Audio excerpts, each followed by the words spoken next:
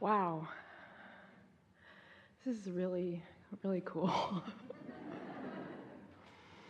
I spent the last 8 days internally at a meditation center. So even though we were supposed to be focused within and in the sensations in our body, and I was doing my best to do that, my mind was... Would you call that sort of general focusing? Yes. Mm-hmm. It's a Vipassana technique. We just focus in our bodies. But of course, when you're 8 days without having to do the outer world, your mind goes into a higher vibration and you have ideas. And that can happen in 15 minutes too. Yeah. Then the adapting is not so hard. So being able to be in the hot seat after really trying not to focus too much and being in the hot seat, but really wanting it, but letting it go, but really wanting it, but letting it go, but really wanting it, but letting it go. So my question is, and that was part of the idea, like when I get up there, what's my question going to be? So my question is about spaciousness. It's about, I've been doing inner work for, it doesn't matter, 5, 6 years. And I've been lucky enough to be able to... Anybody who is feeling emotion, we would like to say, is doing inner work. But my lifestyle, as in, like, I get up, meditate, go to the gym, meditate, go to the gym.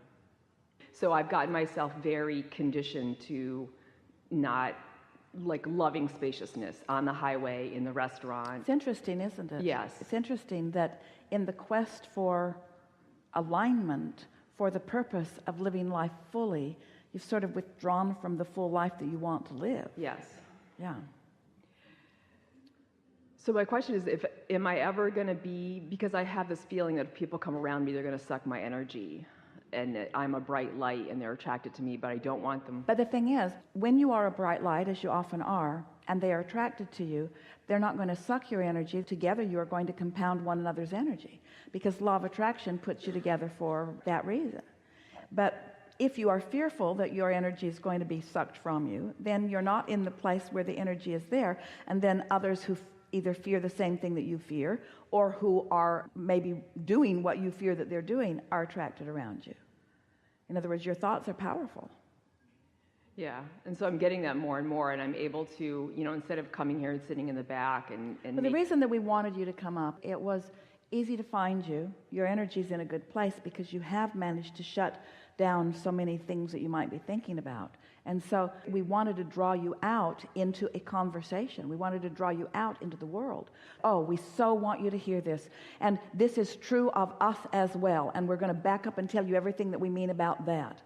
The purpose of alignment is the enhancement of the leading edge experience.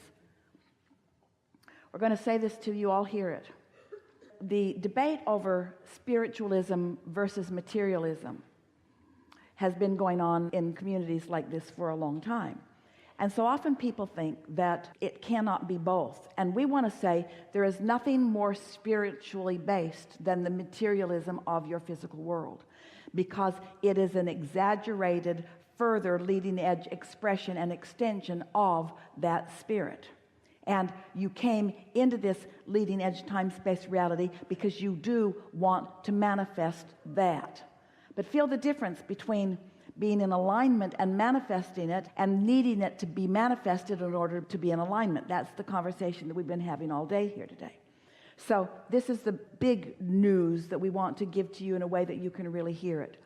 It is absolute that you have all come into these physical bodies because the expression of your true nature into this leading edge environment is the most divine and delicious, specific, fantastic experience of creating.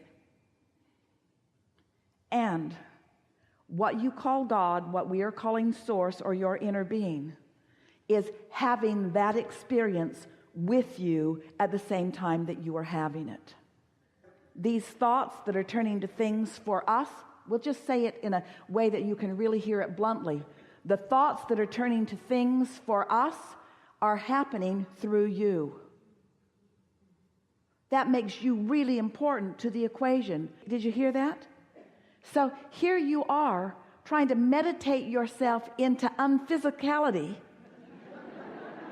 when your whole reason for existence is the physicality that we are flowing to and through for the enhancement and delicious experience of all of us, you see.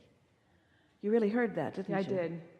I feel like I'm going to be doing things a little bit differently. A lot of people are trying to withdraw from the physical so that they can be more spiritual. If you knew how much you wanted to be in these bodies, you wouldn't be trying to get out of them all the time. But to be in them and not in alignment with your source, that's miserable. But the answer isn't to meditate out. The answer is to be in your body in alignment with your source. That's the answer.